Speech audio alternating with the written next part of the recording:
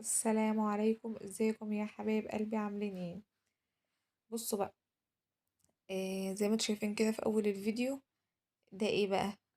والله يا جماعة يعني نقول عليه مثلا ممبار كداب، نقول عليه مثلا حمام كداب. المهم يعني ان هي حاجة كده عظمة على عظمة. تعالوا نشوف احنا عملنا الحاجة دي ازاي وب20 جنيه بس يا جماعة، متخيلين؟ والله 20 جنيه وهنأكل العيلة الكريمة وحاجة كده يعني في منتهى الجمال. معايا أجنحة فراخ، أجنحة دجاج، ويا ريت بقى تكون مفحلة شوية كده وفيها شوية لحمة ما شاء الله كده زي ما انتوا شايفين. على فكرة أجنحة الدجاج دي مزاج في أكلها، مش أي حد بيحبها، ولكن يعني اللي بيحبوها أكتر من اللي ما بيحبوهاش. حاجة كده يعني حلوة. فيها مزاج عالي، يعني فيها لحمة، وفي نفس الوقت حاجة مش مكلفة، وفي نفس الوقت حاجة طعمها حلو، يعني شاملة حاجات كتير قوي. طبعا الأجنحة اللي قدامنا دي مخلية ومغسولة، وأنا عصر عليها ليمون زي ما انتوا شايفين. بس أنا سبت جناح واحد كده معاكم، يعني أخلي معاكم، وسبق طبعا وخليت معاكم الأجنحة قبل كده، وكانت أصغر من كده، وكانت طالعة معايا ما شاء الله مفيش جناح في قطع واحد. وكانت الأجنحة اللي كنت عاملاها مشوية، وكانت صغيرة جدا، يعني دي كمان كبير. شد حيلها شوية. ولكن انا حبيت ان انا اعملها في الوصفة دي كبيرة علشان احس ان فيها لحمة، او احس ان انا حشو فيها. يعني ما يعني تعبت فيها وفي نتيجة. ليه بقى؟ لان يعني لما بكون في فراخ صغيرة مثلا، اجنحة صغيرة وانت بتحشيها، واحيانا ممكن يعني تفرقع منك، الرز يطلع منها كده، يعني صغيرة كده بتبقى تاخد غلبة في الحشو. انما لما يكون جناح كبير ما شاء الله زي ما انتم شايفين، وفي كمية لحم حلوة قوي كده، لما احشيه بقى، لما اقعد كده مثلا واحشيه واخد وقت في الحشو وكل الكلام ده، واعمل له حشو حلوة كده زي حشوة الحمام، ابقى عارفة ان هيديني في الاخر نتيجة ممتازة وطعم حلو. وهبقى عارفة ان طعم اللحمة اصلا باين، يعني مغطي على الرز، لان هو الجناح بتاعي ما شاء الله حلو وفيه لحم. دي نصيحة، يعني لو هتعملي الوصفة دي ان شاء الله تجيبي اجنحة حلوة كده كبيرة، وهتديكي الشكل اللي انتوا شايفينه ده. في اول الفيديو خليت بقى العظمة الأولانية وشلتها، ويعني ايه مفيش عليها أي لحم خالص. وعارفين اللي هو الحاجات اللي بتبقى يعني ايه زي قرقوشة كده في العظم ده، سبته واستوى في الأجنحة.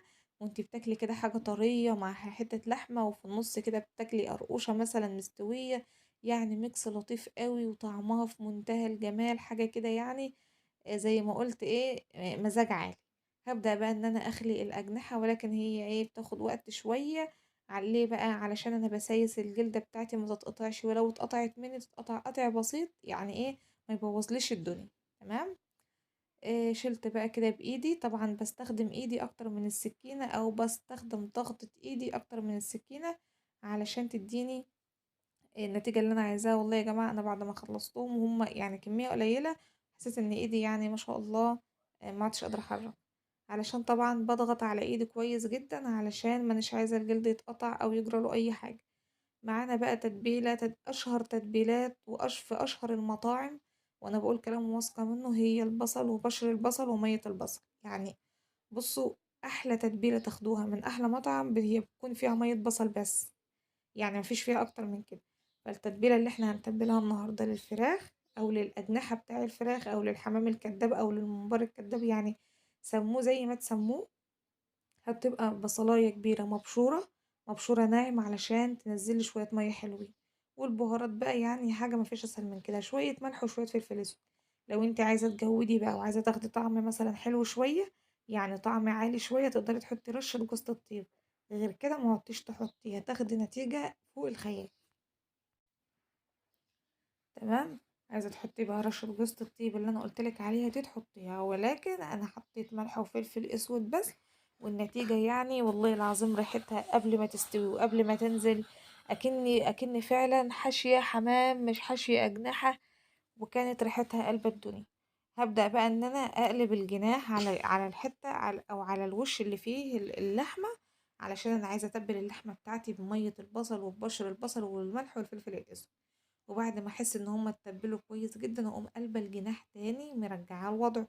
لو انت عايزه تحشي الجناح على الجهه اللي فيها الجلد، وتحمري مثلا الجهه اللي فيها اللحم، تمام. ولكن انا طبعا ما يعني، وليه بقى اقلبها مثلا واسوي على الناحية اللي فيها اللحم يعني واحمرها في الزيت وانشفها مثلا والاطفال ما يعرفوش ياكلوها او كده، لا. فهي احلى حاجة ان هي تتحمر على الجهة اللي فيها الجلد، تاخد لون اصلا احلى، وبتكون الطعم بتاعها حلو واللحم طري كده من جوه وجوسي ومش ناشف ولا كل الكلام ده. تعالوا بقى نعمل شوية الرز المحترمين دول.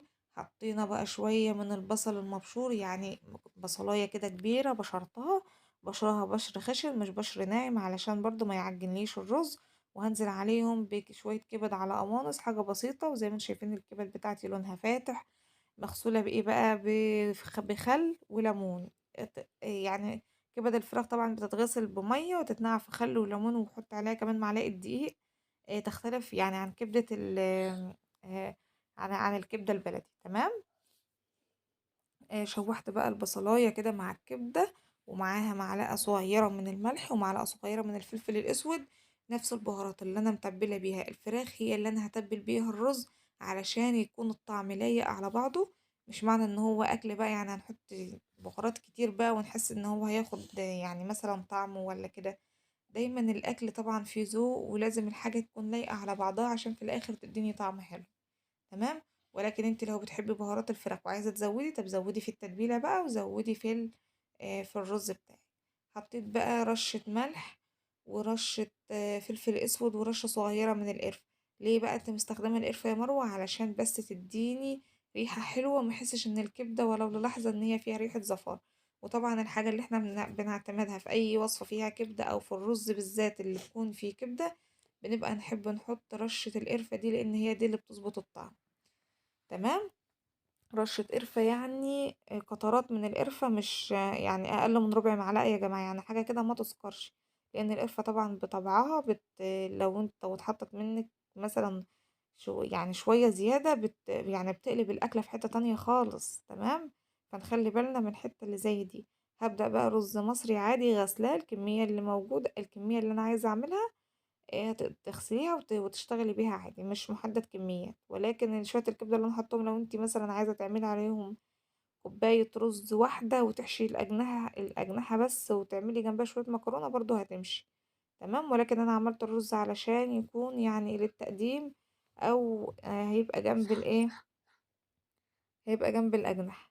هبدأ بقى أنزل بالمية بعد ما الرز اتشوح كويس جدا، وبعد كده هزود الملح علشان الرز بتاعي علشان الحياء يكون مظبوط.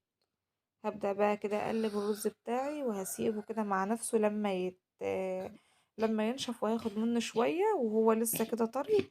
وهسيب الباقي يكمل تسوية، علشان طبعا اللي انا هحشي بيه هياخد وقت في التسوية علشان ما يعجنش معايا. هبدأ بقى اقلب كويس جدا، ما تقلبوش كتير في الرز علشان الكبدة بتاعتك لو يعني مهرية او كده ما تعجنش معاك وكل الكلام ده.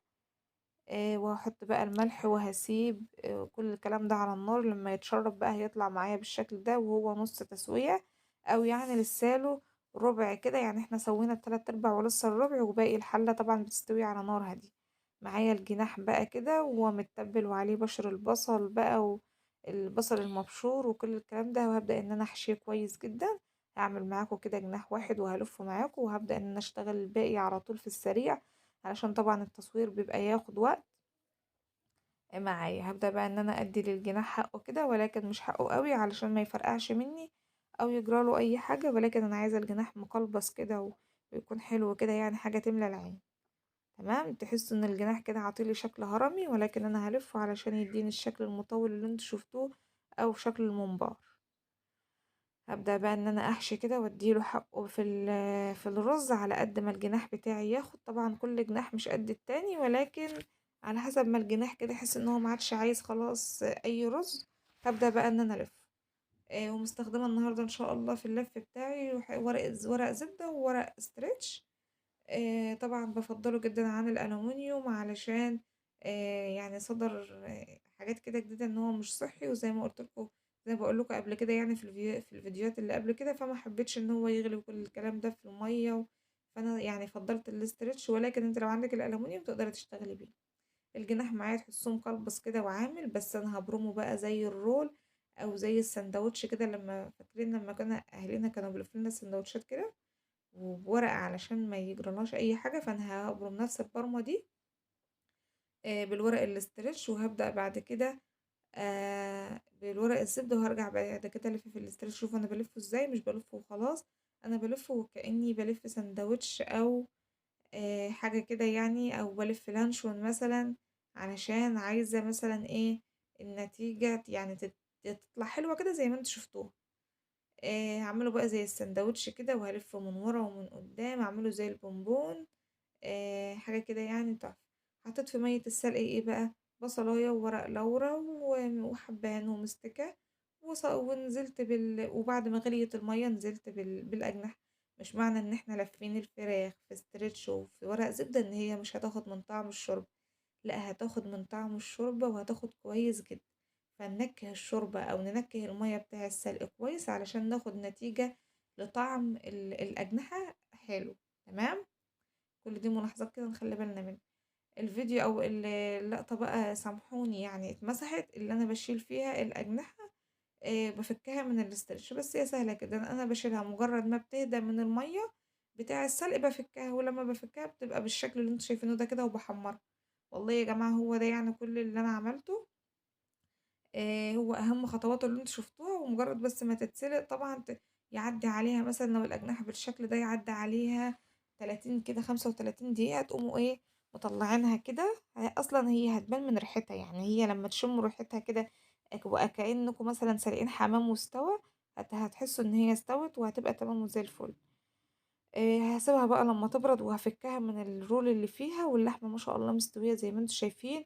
وطبعا الموضوع اللفة الكويسة ديت، تحسوا ان الجناح قلم يعني زي فعلا ممبراية كده، بس طويلة وحلوة كده يعني، مظبوطة قوي طريقة اللف. سهلة قوي يعني، مش هتاخد منكم اي وقت. هبدأ بقى احمرها في زيت، ومفضلش يعني لو انتوا عايزين طعم السمنة تقدروا تحطوا معلقة سمنة في الزيت، ولكن انا حمرتها بزيت وكانت زي الفل زي ما بقول.